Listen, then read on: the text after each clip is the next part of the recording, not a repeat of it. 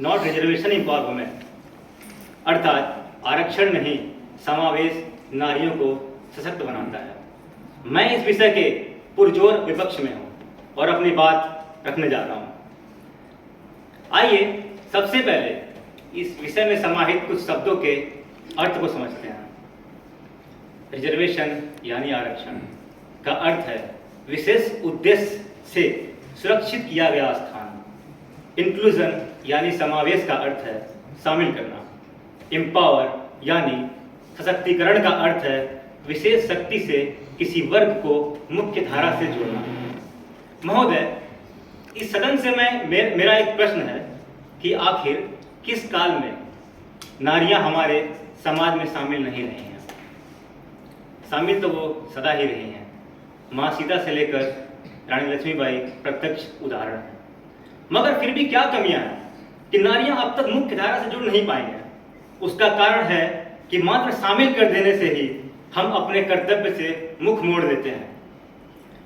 पुरुषत्व मोह में हम भूल जाते हैं कि सत्ता नारी की भी है, जिसके लिए कुछ आवश्यक कदम उठाने हैं।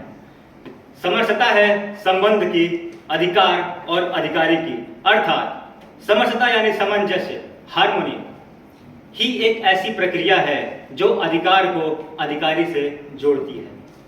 सशक्तिकरण के लिए नारी को शामिल कर लेने से काम नहीं बनेगा, अपितु नारी के लिए विभिन्न वर्ग और पदों के शीर्ष पर जाना भी आवश्यक है।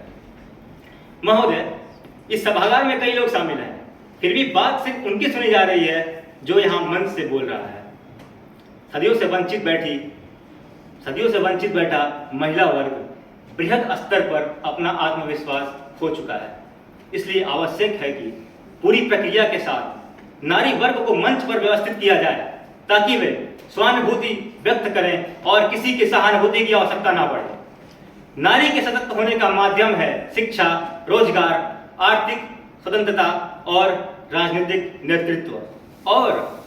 और इस सब में नारी को शामिल होने का माध्यम है आरक्षण। नारी सशक्तिकरण के लिए आरक्षण आवश्यक इसलिए है क्योंकि यह समाज में महिलाओं को समान अवसर प्रदान करने में मदद करता है और उनकी सहभागिता सुनिश्चित करने की एक प्रभावी तरीका सुनिश्चित करता है। इसके कुछ प्रमुख उदाहरण इस प्रकार हैं। ऐतिहासिक अन्याय और असमानता को दूर करना।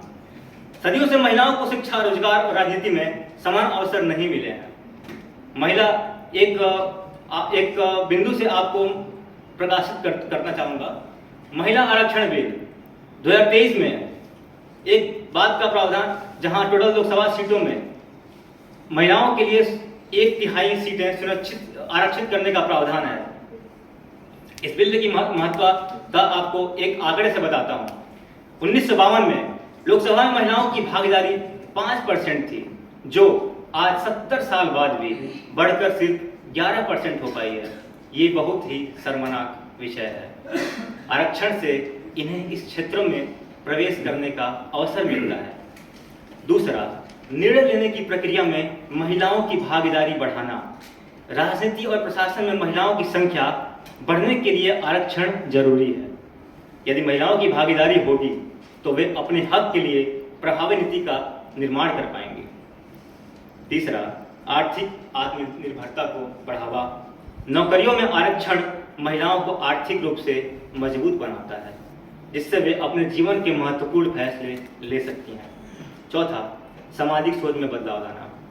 जब महिलाएं उच्च पदों पर होंगी तो समाज में उनके प्रति सम्मान बढ़ेगा, जिससे बालिकाओं की शिक्षा को भी बढ़ावा मिलेगा। सुरक्षा और गरिमा की गारंटी। विभिन्न क्षेत्रों में महिलाओं की संख्या कम होने से कारण खुद को महिलाएं असुरक्षित महसूस करती हैं। अंत में मैं आप सबसे एक प्रश्न पूछना चाहूँगा कि आप एक कंपनी के CEO हो, आपके पास एक सीट खाली है और आपके पास 2 कैंडिडेट हैं, एक महिला है और एक पुरुष है। महिला दोनों इक्वल टैलेंटेड हैं, आप किसको लोगे? कंडीशन ये है कि महिला के पास मैटरनल रिस्पॉन्सिबिलिटी है। Be a practical, don't give practical answer, don't give humanical answer. I think answer आप सबका यही होगा कि आप पुरुष को चुनोगे, क्योंकि महिला के पास मैटरनल रिस्पॉन्सिबिलिटी है, ट्रांसफ़र होने में प्रॉब्लम होगी, बहुत सारी परिस्थितियां हैं जो उसके प्रतिकूल हैं। बट अगर आरक्षण होगा तो महिला को भी उसका हक मिलेगा। अतः डिबेट का निचोड़ है कि नारी सशक्तिकरण हेतु समावेश एक सहज प्रक्रिया है जो आरक्षण के द्वारा प्रेरित, उद्वेलित और सुरक्षित है। अंततः आरक्षण एक सहायता नहीं अपितु एक कदम है। There is a difference between a want and a need. Inclusion is a want, reservation is a need. The difference between want and need is the difference between desire and survival. धन्यवाद।